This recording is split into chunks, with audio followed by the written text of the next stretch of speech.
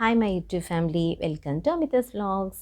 ఎలా ఉన్నారండి? మీరందరూ బాగుండాలని, అందరూ హెల్తీగా ఉండాలని మీకోసం ఒక హెల్తీ రెసిపీ చేసి చూపిస్తాను. అదే మునగాకు కారపొడి.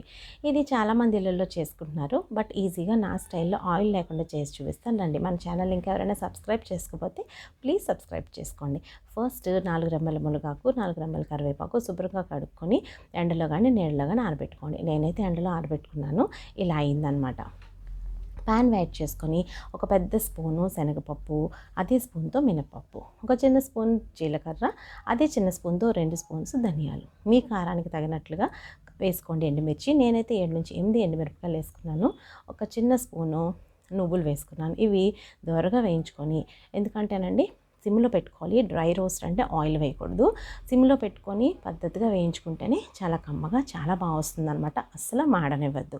ఏదైనా మనం ఆర్డర్ చేస్తే ఇంటికి వచ్చేస్తాయండి, కానీ ఓపికగా ఇంట్లో చేసుకొని పిల్లలకి పెట్టుకుంటే అదొక తృప్తి కదా. ట్రై చేయండి. హెల్తీగా ఉండాలంటే ఓపిక చాలా అవసరం. ఇది ముందు పక్కకు తీసేసుకొని దాంట్లోనే అదే ప్యాన్లోకి మనము శుభ్రం చేసి పెట్టుకున్న మునగాకు కరివేపాకు కూడా వేసుకోండి. అస్సలు మాడనివ్వద్దు. చేయి వదలకుండా చక్కగా ఫ్రై చేసుకోండి. ఇదంతా బాగా చల్లారిన తర్వాత ఫస్ట్ పప్పులు వేయించుకున్నాం కదా, ఎండుమిరపకాయలు ఇవన్నీ కలిపి కొంచెం బరకగా గ్రైండ్ చేసుకోండి. దీనిలోకి ఉప్పు, 10 వెల్లుల్లి రెబ్బలు వేసుకోండి. ఈ వెల్లుల్లి రెబ్బల వల్ల మనకు చక్కటి ఫ్లేవర్ వస్తుంది. సాల్ట్ మీ టేస్ట్కి తగ్గట్టుగా అడ్జస్ట్ చేసుకోండి. ఇది గ్రైండ్ చేసుకున్న తర్వాత దీనిలోకి మనం క్లీన్ చేసి పెట్టుకుని వేపుకున్న మునగాకు కరివేపాకు వేసేసుకొని గ్రైండ్ చేసుకోండి. బాగా మెత్తగా చేయొద్దు, కొంచెం కోర్సుగానే ఉంచుకుంటే బాగుంటుంది.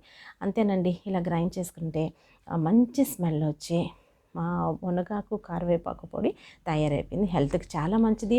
ఇది ప్రతిరోజు ఫస్ట్ ముద్దలోకి అన్నంలోకి తింటే చాలా మంచిది. నేనైతే ఇడ్లీలో కూడా దీన్ని యూజ్ చేస్తాను. ఆవిరిగూడంలోకి వేసుకోవచ్చు. ప్రజెంట్ అయితే నేను వేడివేడి ఇడ్లీలోకి కొంచెం నెయ్యి వేసుకొని మునగాకు కారపొడిలో నంచుకొని తిన్నానండి.